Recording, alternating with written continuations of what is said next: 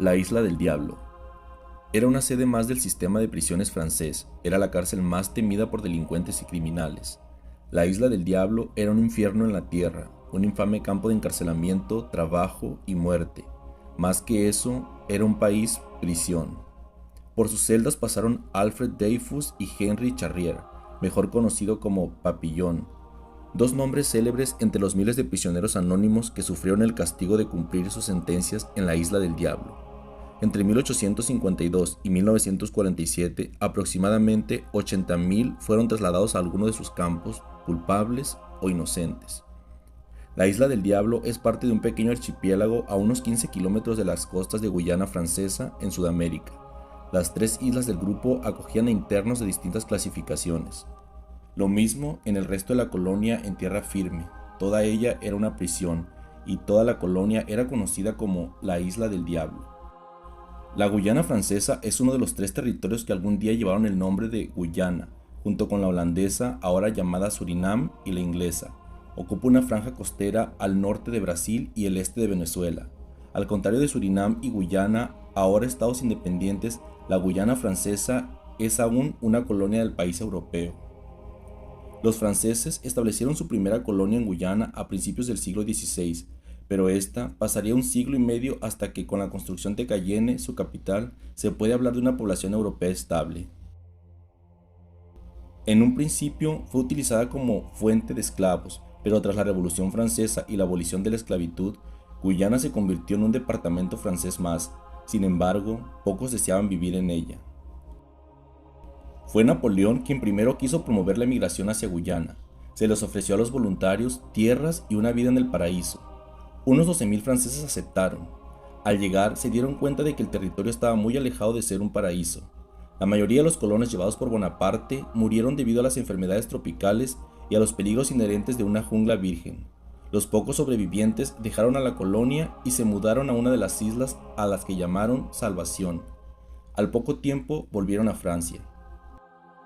A principios del siglo XIX, el mismo emperador decidió establecer en Guyana una colonia penal. Originalmente solo transportaban a los prisioneros más peligrosos y los abandonaban a su suerte, pero no se les permitía salir.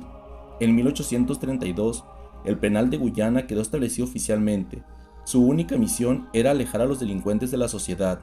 Ni recuperación ni reinserción. Se trataba de que vivieran sus días en la peor de las miserias hasta que murieran. A partir de 1840 se construyeron los primeros edificios con celdas, uno en Saint-Pierre y un segundo cercano a Cayenne. Se comenzaron trabajos para limpiar la selva y así tener tierras para el cultivo. Los mismos prisioneros debían producir sus alimentos. Ya podremos imaginar que las condiciones eran peor que deplorables. Aparte de las enfermedades tropicales comunes, malaria, disentería y cólera, los prisioneros sufrían constantes maltratos.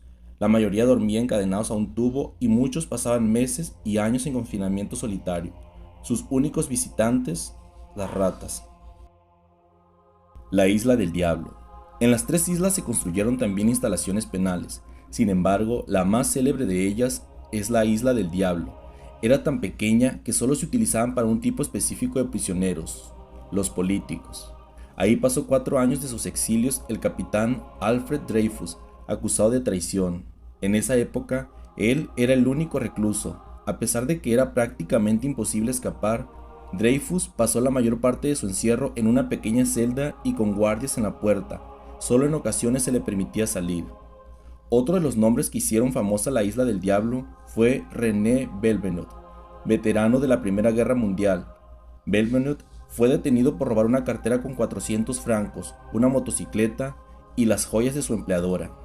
Desde 1920, que llegó a la Guyana Francesa, y hasta 1935, en que escapó finalmente, Belvenot escribió un diario en el que incluyó múltiples ilustraciones de las férreas condiciones en el penal. Finalmente, en Estados Unidos le ofrecieron publicar sus memorias, La guillotina seca, de las que se hizo al menos una película con Humphrey Bogart. Papillon. No obstante, el más famoso de los prisioneros de la Isla del Diablo fue Henry Charrier, alias Papillon. Charrier llegó a Guyana después de haber sido sentenciado por el asesinato de un proxeneta, cargo que siempre negó. Él nunca estuvo en la Isla del Diablo per se, sino en el penal de tierra firme, que como digo, también era conocida con el mismo nombre. Ese mismo año intentó y logró su primer escape junto con otros 2 prisioneros. Papillon llegó a Colombia, donde fue adoptado por una tribu. A los pocos meses pensó que era hora de seguir su camino y se despidió de sus amigos. Sin embargo, fue detenido por las autoridades y devuelto a la prisión. Papillon fue confinado durante 2 años en solitario en una celda de 3 por 4 metros, en completa oscuridad. Papillon intentó escapar sin éxito media docena de veces. Cada vez su condena fue alargada. Finalmente logró escapar a Venezuela en 1941. El país sudamericano le dio la ciudadanía y mientras escribía sus memorias se casó con una mujer local y abrió un par de restaurantes. Su libro, Papillon, fue publicado en 1968 y se convirtió en un éxito de ventas. Charrier pudo por fin volver a Francia, donde ya era toda una celebridad. En 1973, Steve McQueen y Dustin Hoffman protagonizaron el film que lleva su nombre. Mientras que las memorias de Belvenot se consideraron como un documento histórico, el mismo Charrier indicó que su libro era solo un 75% de verdad.